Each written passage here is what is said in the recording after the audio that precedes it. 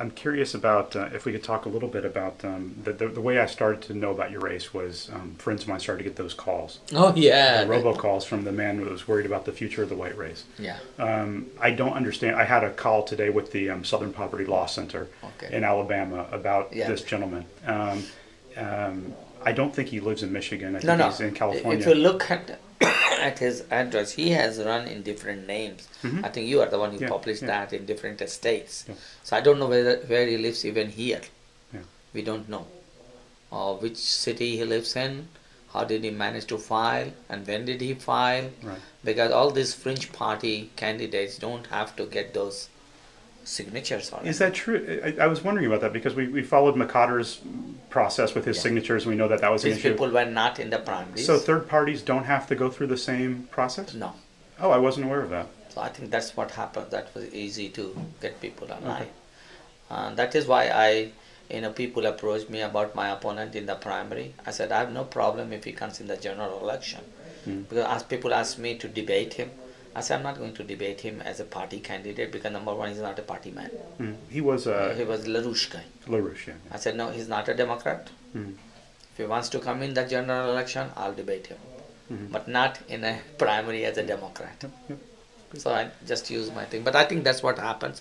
I think these people run on every parties. Right. There are so many. There's a U.S. Taxpayers Party, there's a Justice Party, you name it. Well, I'm curious if he might have been attracted to this race because you were in it as a Muslim man. Yeah. Well, I think Do you think that's an issue, or do you think? not really. I mean, I don't feel that way. I mean, I've practiced in this neighborhood for 30 years. Most of my patients are non-Muslims. They are locals. And most of my practice is Caucasian practice. Because it's mostly, I worked in Dearborn and Dearborn Heights when it was Caucasian. Now it's a changing world there too. But my patients are still the same patients what we have. And I really don't feel that. I think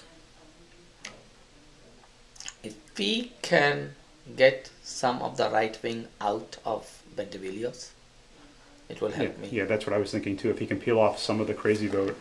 Him in or US Republican. tax guy or the so-called libertarian guy. Because libertarian, there is a presidential candidate. So they will vote party line.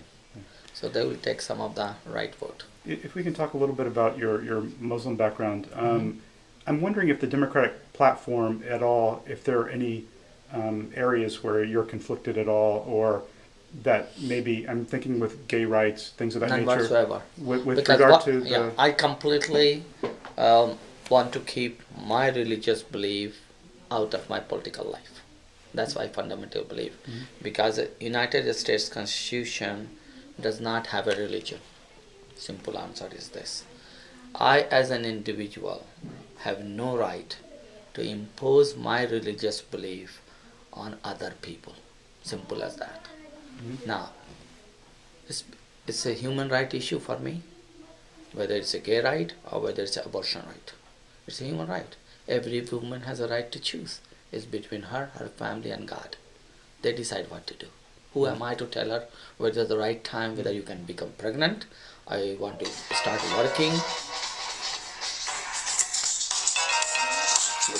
Yeah, I'm sorry. Well, I'm back in a minute.